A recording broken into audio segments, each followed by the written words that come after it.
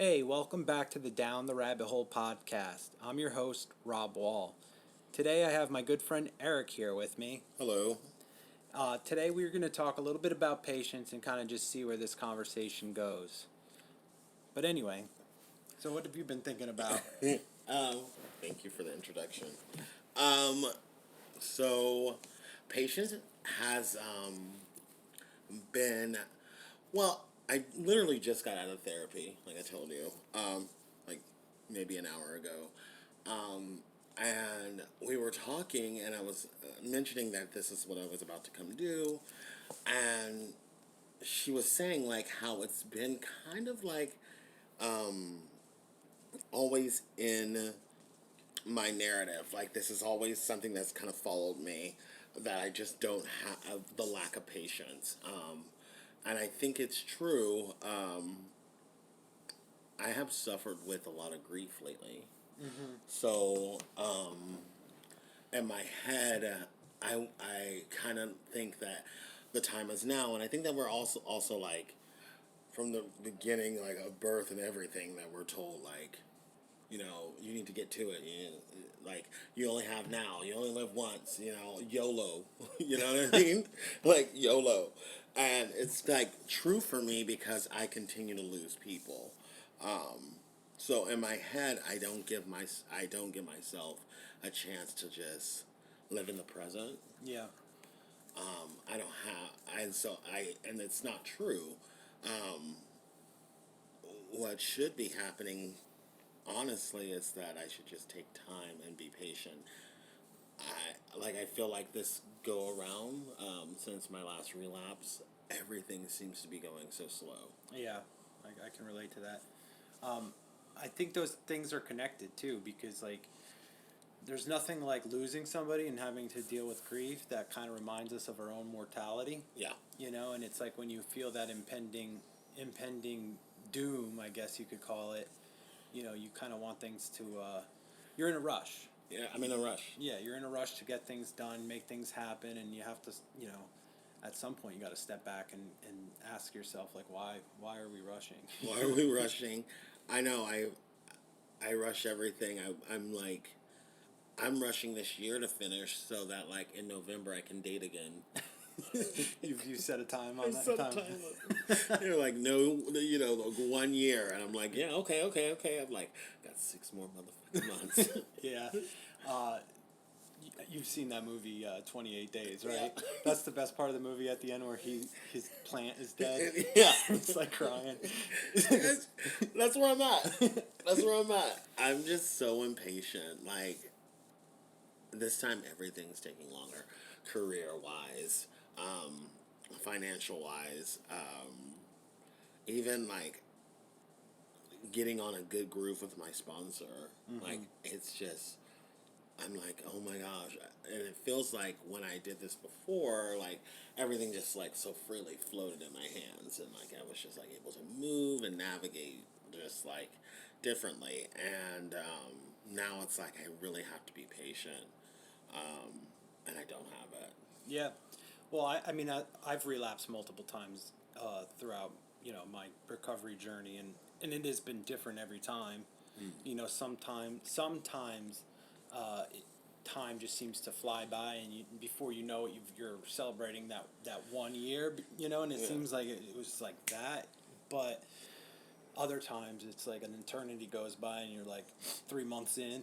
Yeah. you Yeah. know, so there's definitely something to be said about that.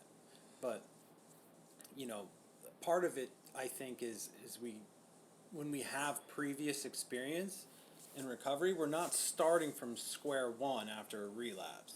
Yeah. But it does set us back significantly. But because, like, how much growth is available if you stay sober, like, you're kind of more in a rush to get there. I think in the beginning, when you're kind of naive about the whole process, it's like magic. It's like Yeah. unfolding before you and you can't believe it, and so time is flying by. But it's like once you've had that experience under your belt, lose it and then get it back, it's like Yeah. you're just waiting for the good stuff, I'm just like right now I'm living in halfway, and it is driving me crazy. I literally want to get up and run for the hills. Like, I just, like, I can't do it. Um, um, but it's like also like with the price of inflation and like with everything, like Del Rey pricing, like rent is insane right now. Yeah. So, it's like, where are you gonna go? Be patient. 6 months, it may look different. Absolutely, yeah, and it's really not that much time in the bigger picture, you know.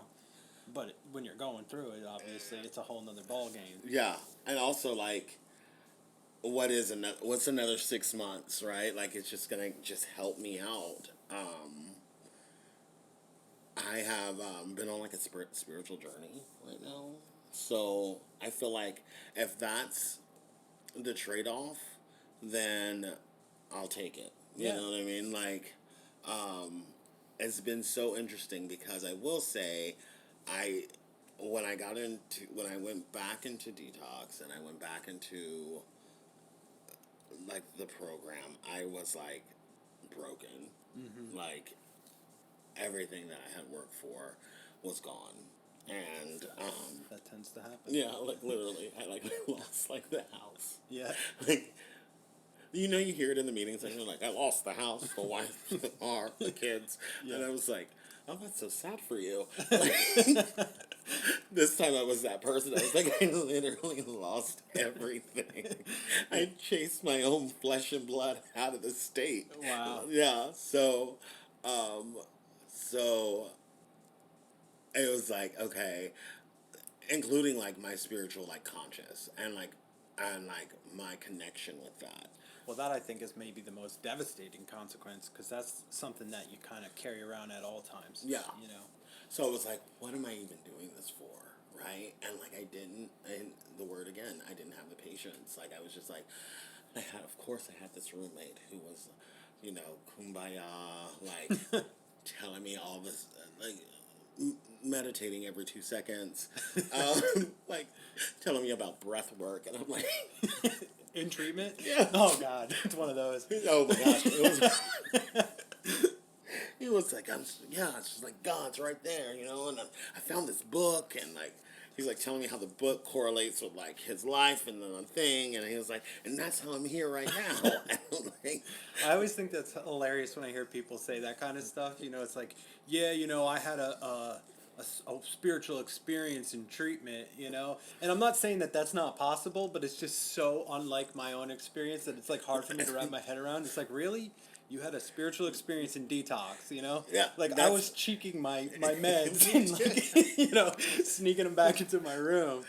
I'm like, the only spiritual experience I've ever had in detox was like the fact that they actually had Oreos and not some generic version of.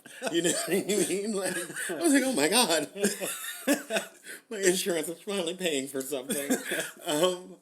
But he had these, like, all these sayings, and he would read this book, and the thing is it was like I had envy, right? I was, like, jealous because, like, he had this, like, glow about him. Like, he was connected, he was present, and I just felt like everything that I had done through my like 4 month party, I burned, and like, so I didn't even think I was either worthy of having that connection again, B, would I ever get it back, because how I found it, I was in such a dark place. Yeah. And I was just so unsure, right? Like, so there was doubt, right? And so that doubt became like me, like being very facetious and sarcastic towards him a lot. But I every day I was like, I just want a little bit of what he has. You know what I mean? Yeah. Like, and and it and overnight it did not come. Like, it just like every day kept being shittier and shittier, and I was like, and then I found out that my husband of 11 years, we had gotten like, we were separated, but he had passed away when I was in there. Wow. Which he's kind of been on my mind like this last couple weeks, and it just like, again, like, I was just like, time again, like, no one's granted that, and I thought, like, this is just unfair, and I was trapped in there, and I I just couldn't connect to anything, and I think I was just like in such a bad place. But I just slowly but surely just like kind of had faith that like at some point the journey would come, like the spiritual connection would come, and it took like took me writing a fourth step and really looking on paper what I what I am, who I am, what needs to be improved. And then I started, my perspective just changed. It's just like, there was like some crazy things. Like, I had always thought, like, I had these issues with my dad. I always thought, like, I think I had more of a resentment or anger towards, like, if you were only here, maybe this wouldn't happen or that wouldn't have happened or, something. Because in the reality, like, he passed away through drugs, not a drug overdose, but like dealing drugs, Yeah. right? So, like, and he was a party guy, and so I remember just writing down everything, and I something I just realized, because I was always like, if you were only here to guide me, or just tell me, or give me a foreshadow, right? And when I wrote it down on the paper, I realized, like, maybe the way you did die, maybe the fact that it was so violent because they found him without hands, right? Oh, man, yeah. Maybe the fact that it was tied to like so much like drugs and everything. Maybe that is the lesson. Maybe that is you guiding me. Like, don't, no, this is the answer. Like, no, don't do it. And that clicked. Yeah. Well, how old were you? I was like 3. 3. Yeah. So that's really young. One thing that I learned, and this is recently, and you got to figure I've been kind of in therapy, in and out of therapy, in and out of treatment, Yeah. and sobriety and stuff for years now. But just recently, I realized, or I was taught, I should say, that if we go back to the early stuff, like the childhood stuff, and we really dissect it, we kind of start to find like where that core belief that came from. That's like false. Yeah. To begin with, and so something happened in that process that you deep down inside, like you started to view the world a certain way, and then everything else was built on top of that, and so it's just compounded over the years. Yeah. I think it changed.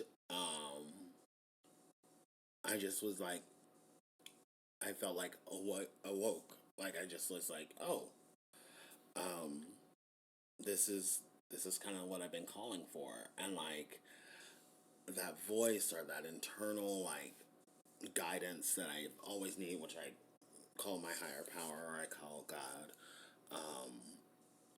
was back. And I was like, okay, well, we're not going to lose you again. So let's just like hold on and do what it takes to keep you. I started doing like a 20-minute silent meditation. So like I just wouldn't speak in the morning. Just like I'd go as long as possible. Just first I would pray, and then I would just like meditate and in a silent meditation. So I would literally be like up and be at work, just like no words. Like, Wow. don't speak. Namaste. Namaste. Not yet. Or in a sticky note. Don't speak to me meditating. Good morning. And been really practicing that, and I've kept that going, which is really, really like got me to the next part of like my faith, right? So I think now it's like when it comes down to like where I want to be versus where I am, like I just have to have that Persistence. persistence, like to have Yeah. that same navigation. Yeah. I mean, I don't know if this is something that you've like really dove into, like in the process of a fourth, or like even in therapy or something. But do you think that your father dying when you were so young has something to do with your struggles with patience. Because like we started off talking about how kind of like that impending doom, right? Yeah. Like that fear of death can sort of lead to it, and so like that's pretty young to have been exposed to something like that, and so I could see how like a child might develop an idea that there's very limited time. It's been so constant for me. Like, it's like, I don't think I can go a year, let alone 3 years, without losing someone, right? Well, yeah, especially as we get older, man. Especially as we get older, especially as long as we live in South Florida. Oh yeah, yeah. Yeah. What did he say? You got to step over a lot of bodies to get to recovery. Yeah. And it's true, man. I can't even begin to tell you how many people that I have met along this journey that are now dead. I mean, a couple dozen at least. Yeah. It's just getting crazy. So it does kind of fuel that thing in your head, like, and I think I want the normal things. I've waited so long, like, I waited forever to just do the things that I wanted to do anyway, right? Like, actually go after goals and after actually, like, actually try, And so now it's like, it feels like now or never. I've already wasted so much time, right? So I'm big on, I want it right now. And like, and honestly, I'm willing to work for it, but I still want it now, So like, all the energy that I'm putting into it right now, I need to get it right now, Yeah. Which is not true. Yeah, and there's something to be said about aiming too high, because you get real frustrated when you set the bar extremely high on yourself and you can't if it's too far away, if it's too far off, you get frustrated because you don't feel like you're making progress towards it. you Yeah. know? Because as you go out trying to pursue a particular goal, there's going to be a million things that like get in your way that you got to kind of overcome one way or the other, And so I've heard it suggested that you're better off for your long-term goals, you're better off setting 3 to 5 years in the future. Yeah. If you start to go beyond that, you're going to end up frustrated because there's too many variables and stuff that you could never predict that might happen. So it's just not practical. Yeah. But like if you set those long-term goals like a little bit more in the near future, and then break those long-term goals down into more short-term goals, then you can start to feel like you're making progress, and that's the key to it, because the achievement of the goals is not what really brings us satisfaction anyway. It's just feeling like you're making progress. Yeah. I feel like that's the key right there. Yeah. Well, I think even like now, like just like on my weight loss journey, we've been through this before. Yeah. Right? You've seen me go from like, just, I don't even know how to describe it, fat, out of shape. Yeah. Those are the kind words. And to like in really good shape. Yeah. Right? But in my head, it feels like it just took me that long. It felt like it was just like, I legitimately remember not being able to walk up the Blue Heron Bridge. Yeah. Like, I couldn't do it. Like, being like, whoo. My God, that's the thing that's like, didn't we meet around the same time? We met around the same time, right? Yeah, I mean, you were already like in your journey, your weight loss journey. When I met you, you had made some progress, but you made a significant amount of progress too. After you were pretty early on when we met. I just feel like, so when I got there, I remember being like, oh God, I've gotten to this weight again, because I'm like Oprah. I just go up and down. There's no in between with me. Yeah. There's never like you still look the same. It's either you look great or, hey, what's up? Yeah. Right now I'm in the hey, what's up stages. But I feel like it just happened overnight. And like this time it's like I am doing everything right. Yeah. And I know how to do it. That's the thing too.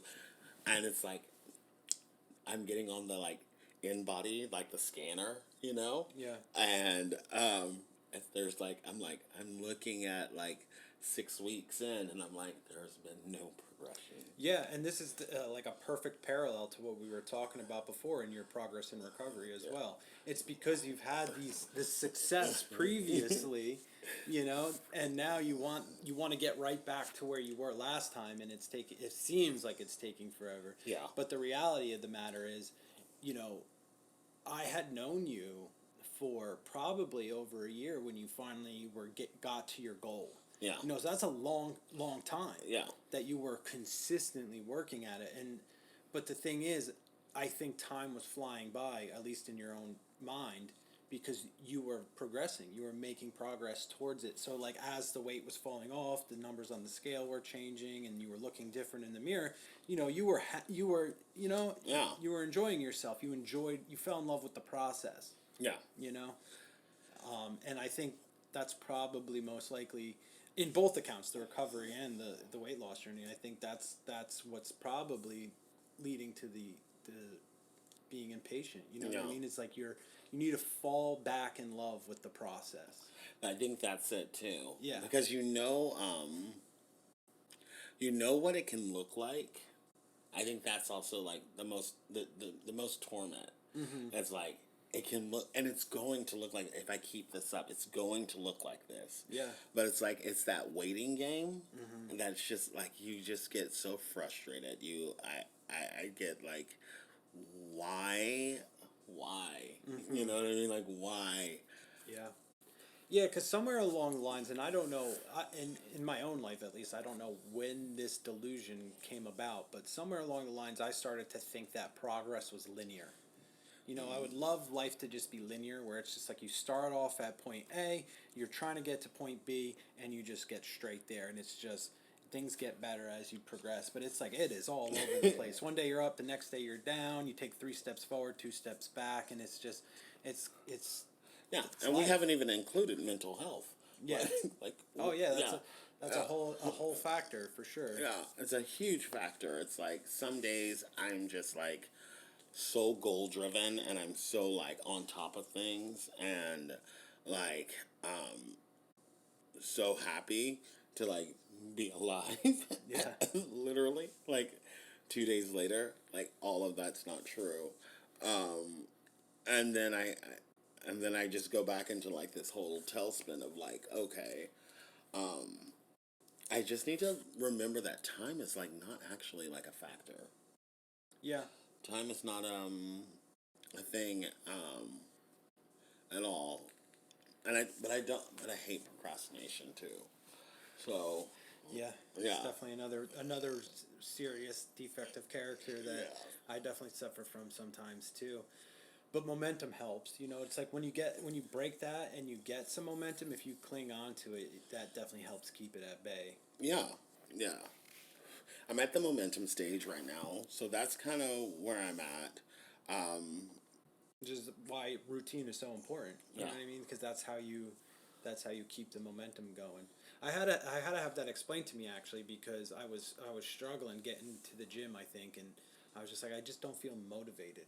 Yeah. And you had to explain to me, like, you're not always gonna feel motivated. You know what I mean? Like, Yeah. if you're waiting around for a feeling to come over you, you might be waiting for a while.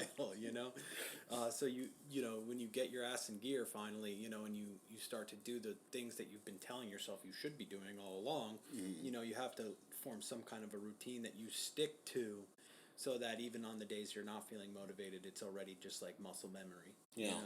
And I've been doing a little bit of research on it, because I was curious, because I've really been trying to stick to my morning and my night routine, and I read, like, you'll start to form a habit after about a month or so, but it becomes more of like a permanent thing if you can sustain it for about 6 months.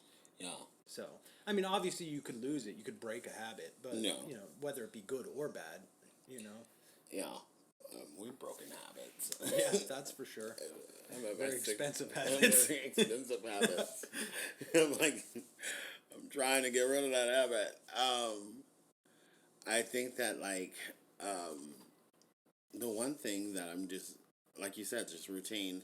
I kept up the routine with the praying and the meditation. So like that's kind of like fueling like this whole thing for me. I'm I'm just learning to be more kind to myself and like kind of just like take on that. Yeah, that's definitely key. Yeah, because it's not nothing's overnight. Yeah, because if you're not kind to yourself, you can quickly write off all the good progress that you have made. You Yeah. know, you undervalue your achievement thus far, and so if you do that too many times, you kind of just give up and fall back into the old routine that doesn't work so great.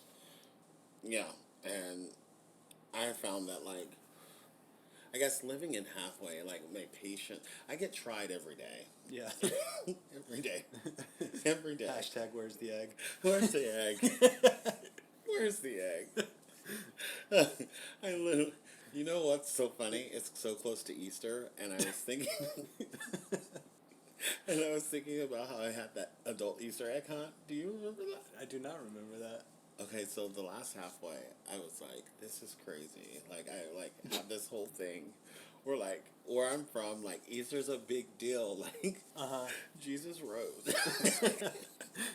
so, like, and I do this whole in the before, right? So, in the before, like, when I was using and stuff, like, my adult Easters would be, like, these adult Easter egg hunts. And they were so fun. Like, we put, like, cash and, like, condoms and like lube and like sex toys and drugs and we'd like hide them around and be a group of us, those little nips, Yeah. little nips and eggs. Yeah. And like we'd have like a food thing, like a little Easter food thing, and then we'd be like, all right, it's time for the Easter egg hunt. So I moved to South Florida right before Easter, and I'm like, well, we've got to have an Easter egg hunt, like an adult Easter egg hunt. So he's like, we're not doing that. Like, I'm like, please let me do it. Let me arrange it. So I order like, I want to say like 200 eggs, right? I call the health clinic up here, and I'm like, I'm living in a halfway full of men who are having unprotected sex. Can you guys donate it stuff? So they send me literally thousands of condoms and lube, and like all this stuff. And it was like, the Gay Resource Center. You never, they're never gonna fail you. So I go to the bank and I take out like, I would say like $200, and and then I get and then candy, of course. Yeah. Like, what? Yeah, candy. And I just start stuffing all these eggs, and I have all these eggs hidden all over the house, in the backyard, and I'm like, okay. And then I arranged this whole like dinner. I think I had like Boston Market or something like that catered. Wow. Like it's like my first like 2 weeks at the house, right? For 27 men. I'm like, okay, let's do this. And so, because I was just like, I just want like an Easter feeling in this house and not feel like I burn your whole life down. burn like my whole life down. Like, can we pretend? Yeah. Can we pretend? And we did, and we had like the best Easter. It sounds, yeah. I must have just missed it actually, because I don't even think I had gotten there yet. Yeah, you had just missed it. And that's kind of how I started doing those like birthday parties and stuff. How I got roped into that. Yeah. But I mean, that's kind of what it's all about, Mm-hmm. Like, who knows how that affected the other people in the house, because the holidays are a hard time for people. Holidays are super hard. I mean, Easter doesn't necessarily have a reputation for being like one of the really hard ones, but still, man, any holiday, it's like it reminds you of some. Well, it brings you back to the before. Yeah. At least, Yeah. Holidays are hard for me because drug dealers celebrate holidays too. A lot of times it's it's hard to enjoy your holiday when you're in withdrawal. Yes, I'm familiar. Believe it or not, actually, the very first time I went to treatment was like right after Easter, and I couldn't get anything because of the holiday, and I was really sick, and I missed the Easter dinner with the family and everything, and it was like maybe within a week after that I decided to go to treatment for the first time. So nothing nothing like a ruined holiday to make you take a hard look at your life. Oh, well, I was in there for the holidays this go round. Oh, yeah. Yeah, like all of them, all the good ones. Thanksgiving, Christmas, Wow. New Year's, and then like on top of like, so it went like this. It was like my mom's like anniversary of my mom's death, then Christmas, then my mom's birthday, then New Year's, and then prior to like, and then prior to that, it was like my husband passing. So like the last like 4 or 5 months, I think it's just been trying, right? Yeah. Like it's just like, but it's interesting how I was in there, and I had this another incredible loss, and the tools that I like picked up, because I don't know how to cope. I literally don't know how to cope. Yeah. You saw how I coped with a breakup. You know what I mean? Like that was Yeah. yeah. I mean, I don't think anybody who's got an issue with drugs and alcohol really knows how to cope in a healthy way. Yeah. Because it's just not a skill that you develop. You know, practice makes perfect, and we do not practice at that at all. At all. Yeah. It's 100% like, I'm going to numb this, you know? I today just threw away his deodorant. That's how long I've been holding on to it. I've just been smelling it. Literally, sometimes I just spray it in the air, and I was like, "You were happy once. You were in love. You were in love." So it's funny because it's like that I've learned how to cope, and it's like easing like some of this loneliness feeling that I have that's always plaguing me. Yeah. It continuously plagues me, and it's like one of those things that I think it's like, will you ever go away? Have you watched Station 11? I have not. So, without like giving it too many props, but it helps. Like the basis of the show is like kind of like what would have happened if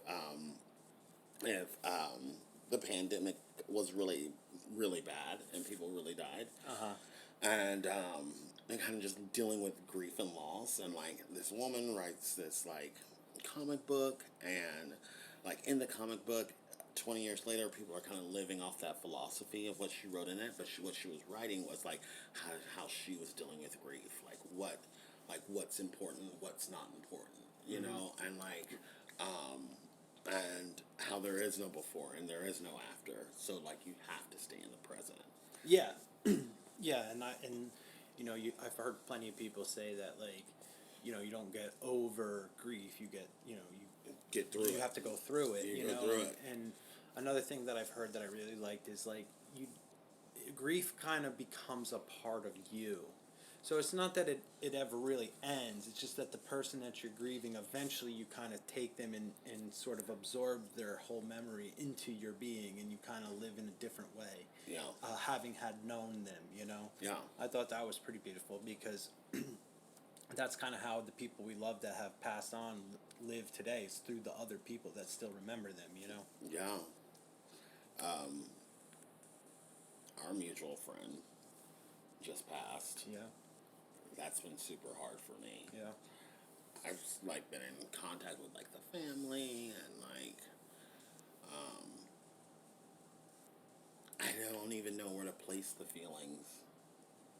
Yeah, it's hard, especially when you're dealing with people in recovery, because we start to, it's kind of unfortunate, but we start to kind of get numb to it a little bit. So there's like a weird thing that happens. It's like, you know, you're kind of like numb to it at first, and then it might hit you in waves, and it's just like you don't know how to feel about that. Like, Yeah.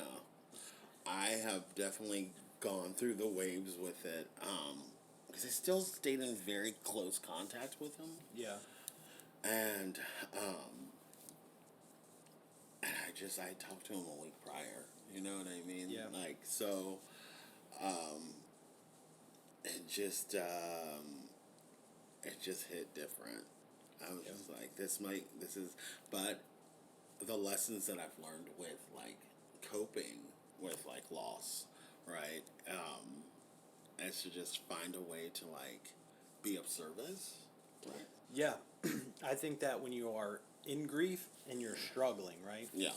I believe you are uniquely positioned to be of maximum service to other people, which is one of the most important things I've learned, because you would think that if you were like, feeling super spiritual and on top of the world, that you would probably be like super helpful to other people, but that's not relatable a lot of time. And so sometimes sharing your struggle can actually help somebody more Yeah. than sharing your triumphs. That's it, right? So, I think for a lot of like his close friends there, and especially like his baby's mama and like his mother, like who didn't get to like really know this side of him, like the Florida version, right? Yeah. They've reached out for like videos and just like, and also just like comfort and like, it's been very nice. So I've been like of service in that way. Like I have all this footage. Yeah. All But, this and footage. that's isn't that refreshing, like not making it all about you, Yeah. and like being able to be there for other people that are suffering too. I think that is the way that I've been able to like, because I'm like I've been there and I can empathize with like how they're feeling Yeah. and where they're at with it, and I'm able to provide like at least something, right? Yeah. Some sort of great memory, and because we were all in lockdown, we have so many videos. We had so many videos, so it's like that's a good thing. Yeah. I think one of the things that I've noticed when it comes to like losing people in recovery is like you, like I was saying earlier, you get like super numb to a lot of it because it's just like something that's popping up all the time, but every now and then like one like really kind of pops up and hits you. Is that Ruby? That's Ruby. Looks like we got a surprise visitor. She could ever get the door unlocked. Why is the top door locked? I don't know. Did you lock that? No. Hi, Ruby. Hello. I like your jumpsuit. Thanks. It's new. Hi. Hi. How are you? I love you so much. I love you. Did you see our chameleon? I see. Her name is Hebe. She's named after a goddess of youth. Oh, good stuff. Yes. What are you guys discussing? Well, we were talking about all sorts of stuff, but the topic of the day is patience. I have none of that.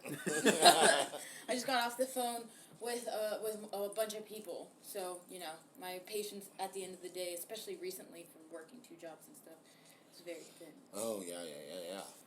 I feel like it was a great thing at first to be like, oh my god, I work 2 jobs. It's great, I'm a grinder. That's the generation. I'm the hustler in the I'm the go getter, and then like. It's really fun to say, but it's like it's not fun to do. No. Nah, it's no way to live. It's really not. It's really not. Like I wake up, I work, I eat maybe, and then and then I come home and then like go to sleep, do it all over again. That's how that's done. Welcome to your 20s. No, I hope not. I'm gonna honestly like once the transition is all the way over to the new job, like I'll have my weekends back. I'll be able to focus more on like meditation and stuff like that. I really do believe that like being able to take time for yourself and like have that boundary with everyone else is one of my like main things that is like I struggle through because I'm such a people pleaser. I'm a huge people pleaser. Yes. I'm a huge people pleaser. I know you are. I'm a huge people pleaser. You asked me to do one thing, I've done 12. I've witnessed this. Yeah, I will come and save you. Oh, for sure. Yeah. I remember when I first met you, bro. Oh my god. You were everything. You're like, I'm from Texas, first off. Yeah. Just want to get that out of the way. Texas. We do things different in Texas. I miss Texas. I absolutely miss Texas. Really? Yeah. I don't miss Miami. I mean, like, I go there all the time, but, like, I would never live there. Miami is, God, you want to be bad in Miami so bad. Oh, for sure. Like, that's the lifestyle, though. That's the like, lifestyle. It's like, I'm fucking, 20 or whatever, 16, because that's when I was, like, out there doing dumb stuff. So, like, that's just how it is. Like, you want to, like, be flashy. You want to live that life. Like, in Miami, like, everything is revolved around, like, drinking and, like, going clubbing, and like in those clubs there's a bunch of drugs and stuff like that. So like if you're doing all that stuff, it's like, oh, you're in with the cool kids type. I went to a Miami Heat's game, and it's funny, but I had really good seats. I got them from a doctor, and Nice. I don't know how you came across that, but I feel like that's a story from another day. The doctor lives above me, and he has a sex addiction, so he thought it'd be triggering, and I could see why once I got to the Miami Heat's game. I was like, it was just like Prostitute Alley. Oh wow! Everyone was just dolled up. I was like, where are you going, ma'am? This is a basketball game. Exactly. It was like such a great night. I mean, but I feel like that's everything in Miami, though. Mm-hmm. Like you go out anywhere, and like you dress like that because like that's just how it is. I don't know. I just feel like it's like a culture, and like it is a culture, and I like it. Like it's kind of like being from like a small town. Like only like small town people have like a certain kind of mindset growing up, like fundamentally like in their core being. Like yeah. I was in a small town for a little bit, but mostly grew up in Miami, so I don't really have that. Yeah, I'm from a small town. No, yeah, I know. I've been there. Do you love your small town values? And are they still there? Maybe some of them. I don't know. Like, there's. I definitely miss the space. I miss the space. My God. Yeah. I mean, don't tell anyone, but I'm originally from Oklahoma. Yeah, so I imagine your town's probably just as small as mine. Yeah, my town was small, but I mean, we had space, and there was dirt bikes, and there was gardens, and pigs, and cows, and horses, and Nice. land, and Nice. literally grew up with farm to table before it was like a trend. Yeah. You know what I mean? Like, well, I think that the one value I think maybe that you kind of get instilled in you is honesty, believe it or not. Not that I'm a fucking liar, of course, but like there is no secrets in a small town. That's true. You know what I mean? So it's like you could try to lie, but like you're not really going to get away with it in a small town, so it sort of kind of keeps that to a certain extent. I feel like in a bigger town or city or something like that, like there's too many people for like everybody to know everybody else's business, so you could kind of like live two lives if you really wanted to and get away with it. Yeah. I was about to say, I definitely know that.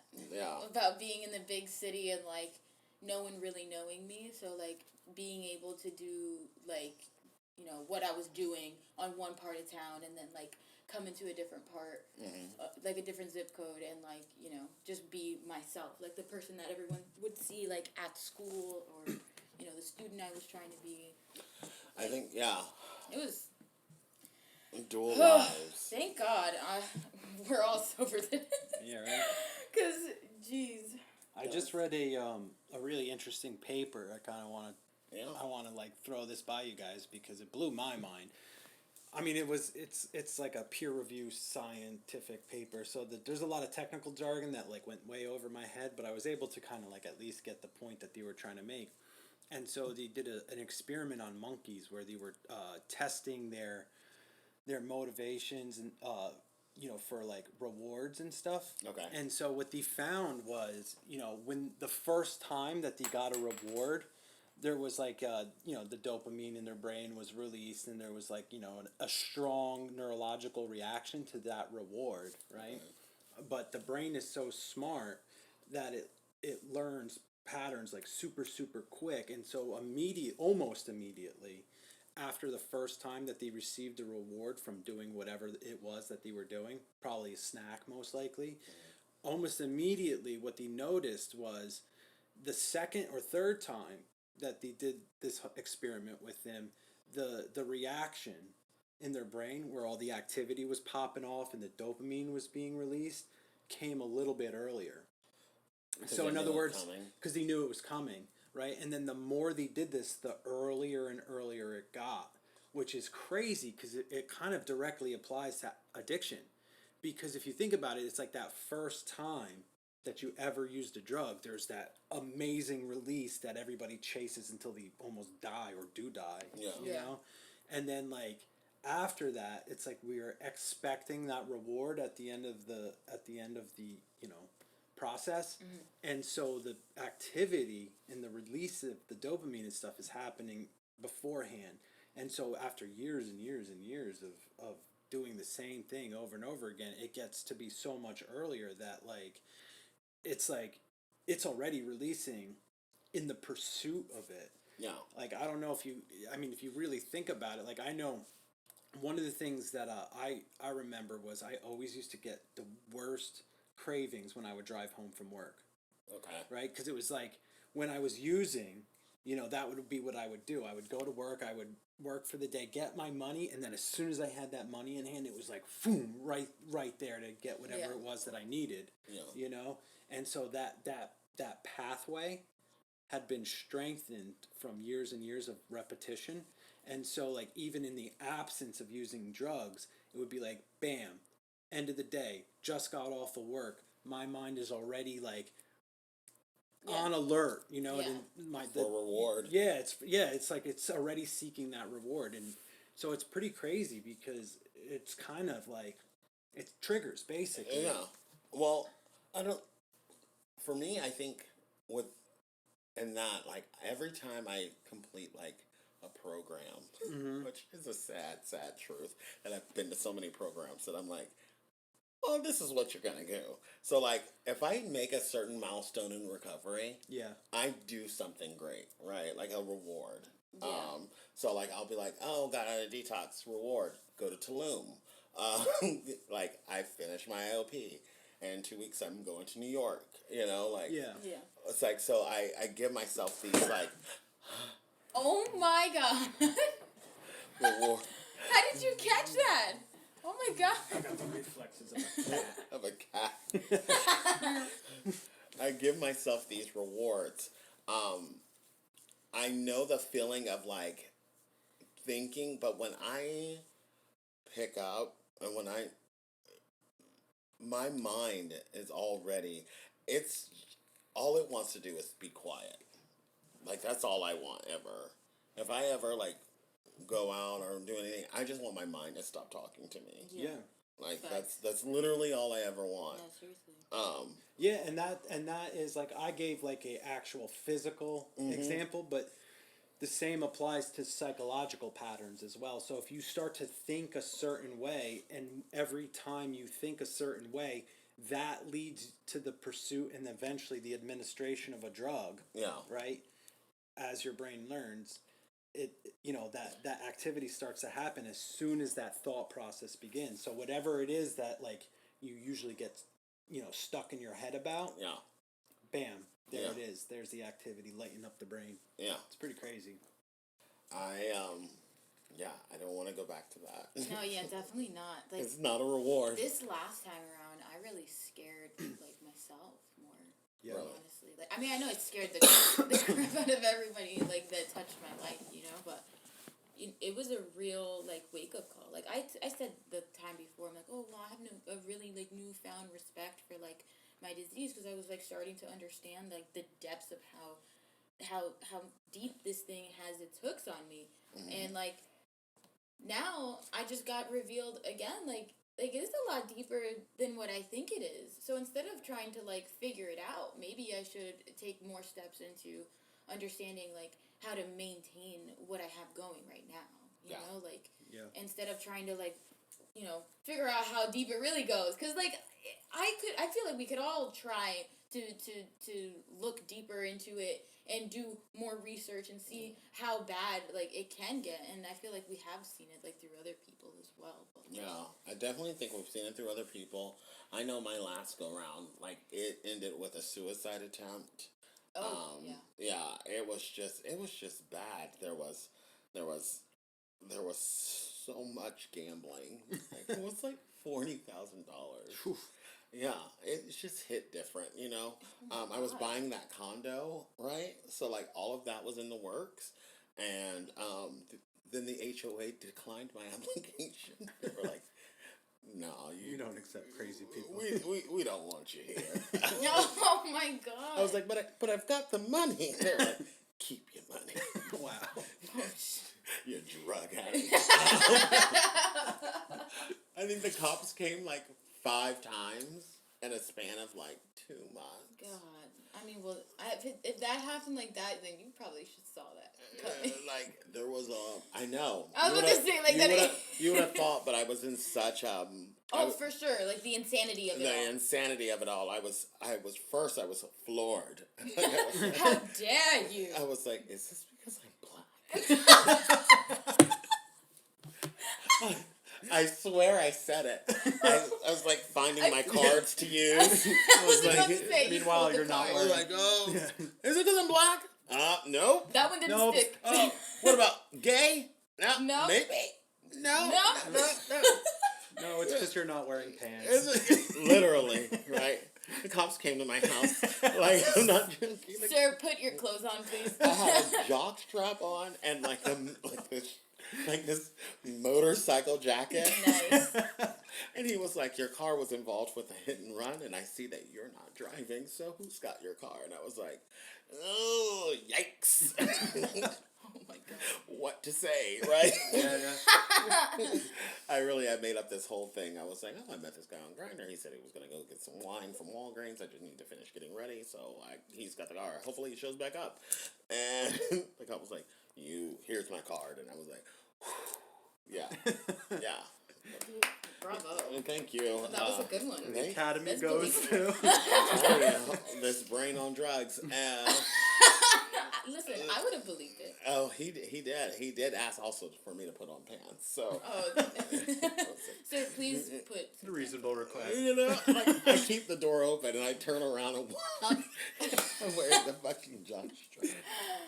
My eyes are up here, officer. Right? Oh my god, There was that's some, great. I love that for you.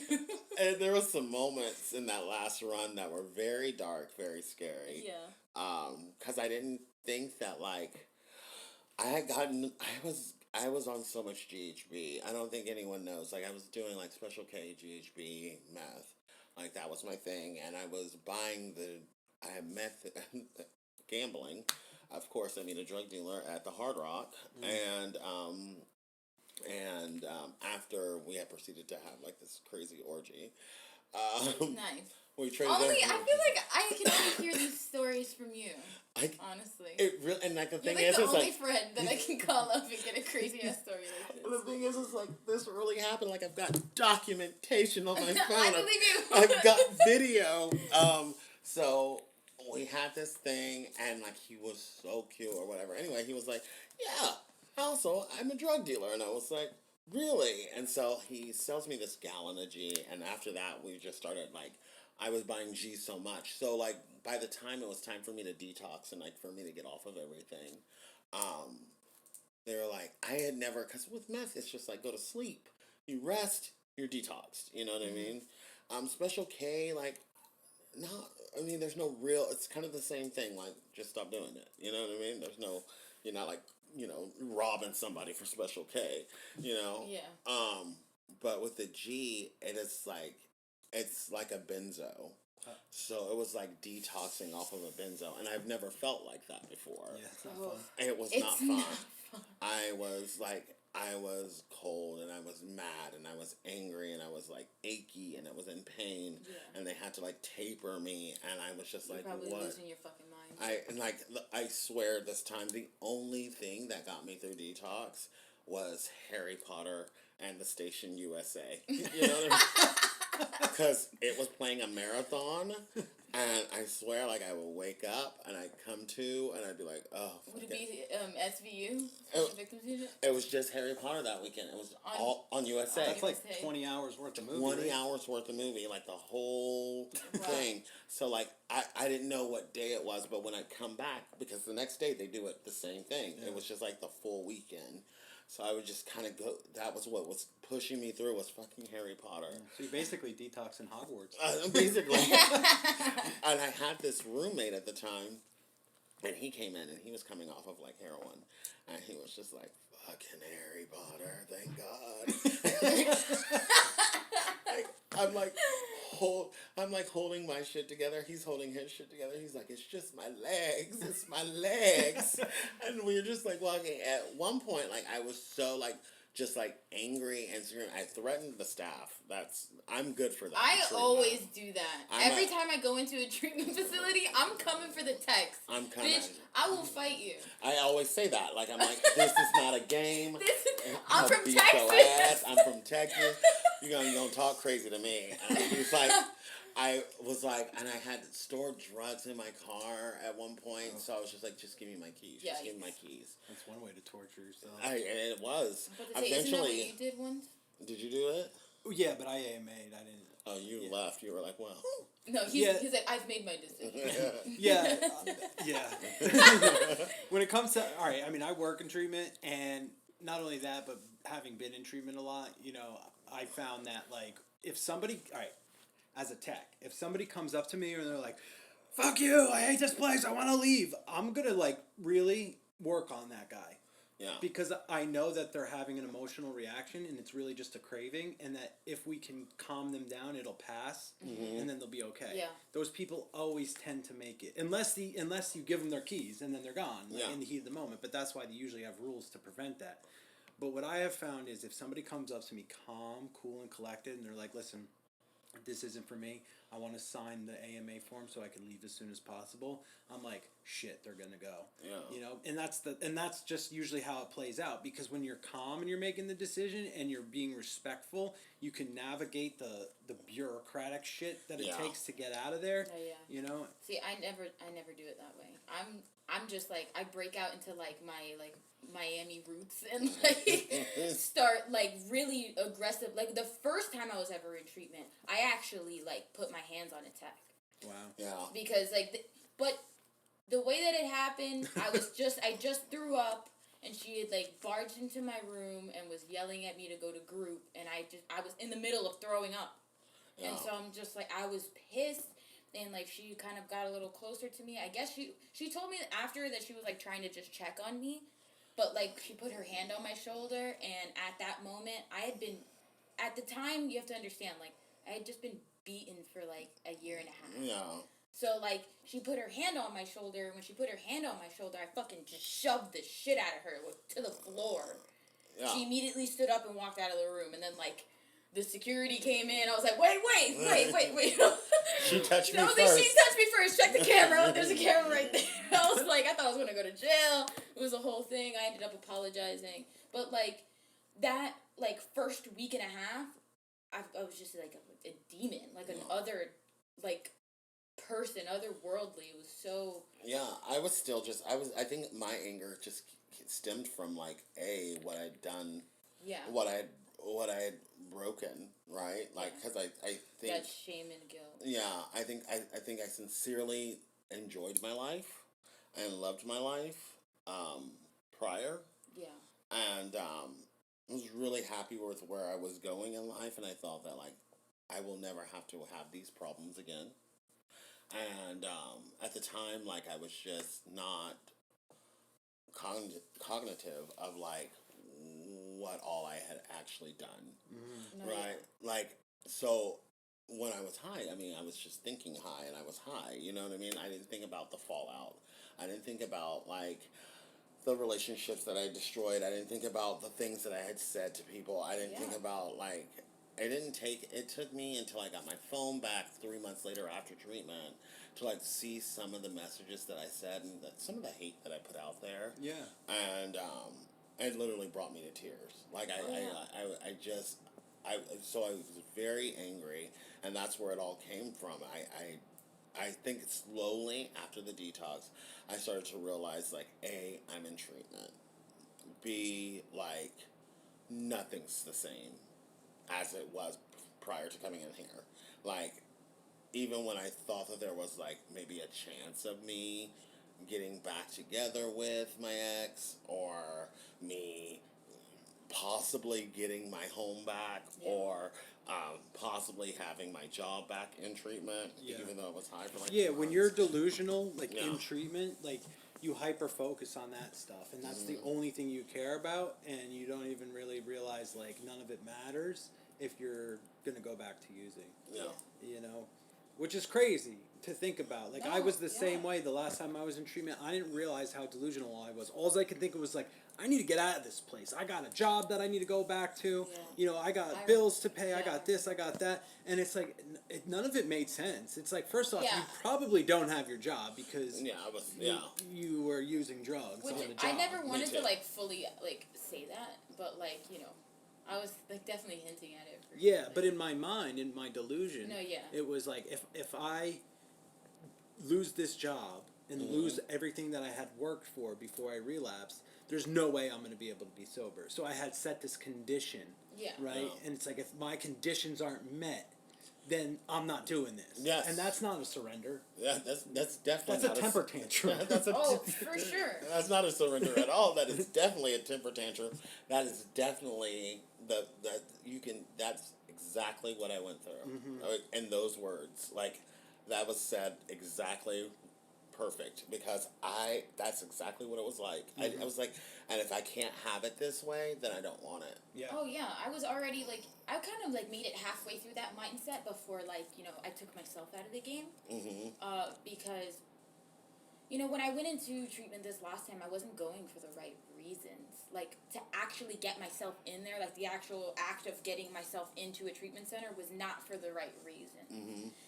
I was watching my relationship slowly fall apart because I was picking it apart. Yeah. And like watching that in real time was like excruciating.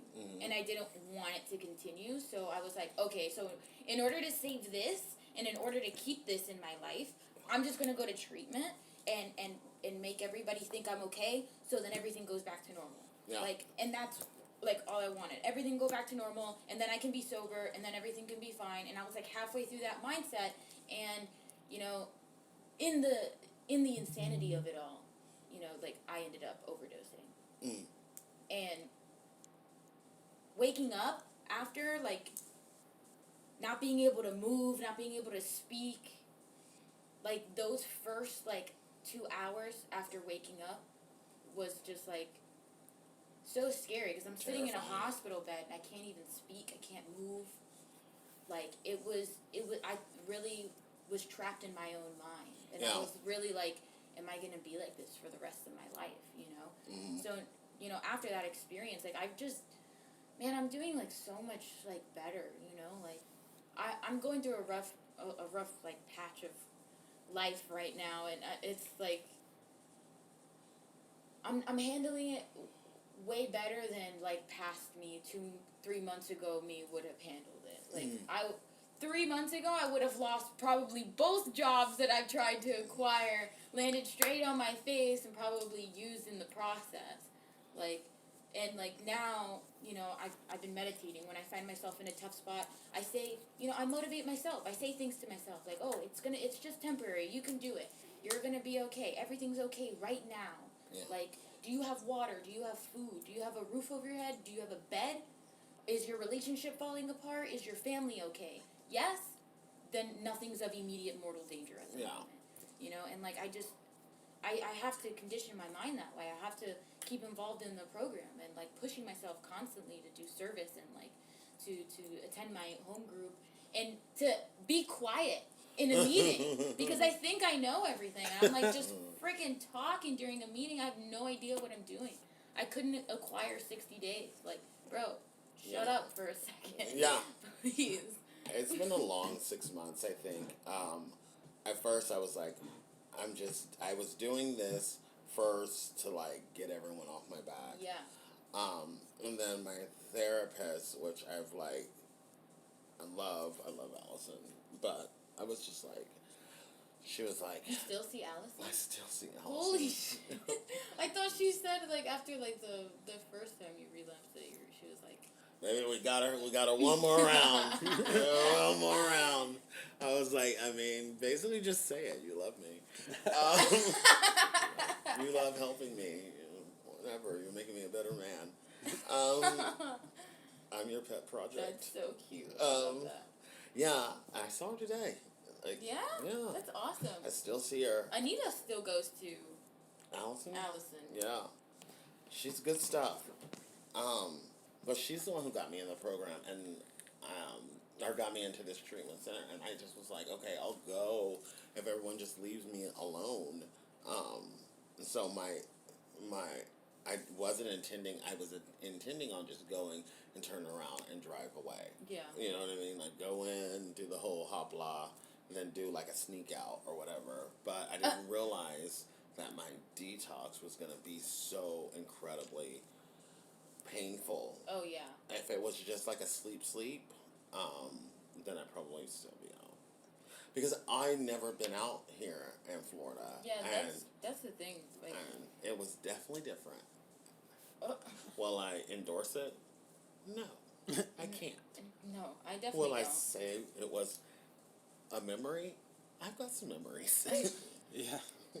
I mean, honestly, I always tell people, like, you know, like, if you feel like you can't make it out here in Florida, like, you don't want to relapse out here. Like, this You is just not, can't. It's not. This is It is not rough. the same kind of It's not for the weak-hearted. No, it's really not. And you need to have deep pockets. And I'm not even saying that, like, oh, try it if you want to, like, you know, I'm a bad bitch because I fucking I ran in Miami. Like, definitely not. No. You know what I'm saying? Like, I'm like, if anything, that qualifies me to be like the lowest of the low lives. Like, you know. No, I Like, think that if there's anyone out there, though, and this is what I do know, just from my time working in treatment and my time being in treatment, as if there is anyone that is not from here, That's really what it is. that's if that's you what I'm ain't saying. from here, don't relapse here. It's a different fucking ballgame. And it wouldn't matter if you were here or any other major city in the country, I don't think. It's like Yeah. everybody thinks that they're from like the worst hood ever, but it's like, or at least they've been to the worst, but it's like, when you know a certain area, you kind of know where you can and can't go and like Yeah. what you should and shouldn't do, and it's like you come to a new environment and you have no Yeah, like I would have no whatsoever. business. Number one, I'd have no business relapsing at all. But I'm saying, like, if I, like, as a hypothetical situation, I went to Chicago. I have no business being in those places. Like, I'm Puerto Rican, but I don't look Puerto Rican. So, like, let's be completely honest here. I have no permission being anywhere over there. Yeah, no, it's just not the move. So all I can do is like be patient with myself. Yeah. And practice gratitude and stick with my program. Absolutely. And I think that's really what it's all about. You know, it's like you have to fall in love with the process and let go of the results. Let the results take care of themselves. Live in today. Yeah. And, you know, enjoy yourself in the process, you know? Yeah. So, all right. Well, I think that was a good talk. Yeah. Thanks for coming out. Yeah. Thank you for having me. You gotta come to mine. Absolutely. And yeah, if you want, go ahead and tell the listeners about your project you're working on. My project is the aftermath to the after party, and it's really just about navigating through what's happened, the storm that you created, and what your solution was. Because I feel like everyone has a different solution. What works for some people works different And for others. Your platform is where? Right now, we're still just recording before I choose. Oh, okay. So I'm recording right now, and then I will drop everything all at once, like Beyonce. Okay. Oh, Overnight. like Beyonce. Nice. Well, yeah, as soon as I soon as expect it's nothing less from you. as soon as it's uploaded, let me know, and I will put the link in the description of this video. Thank you. Yeah. That's all I can Yeah, ask. for sure. Yeah. All right. Well, I'll see you guys next time. Until then, take care of yourself.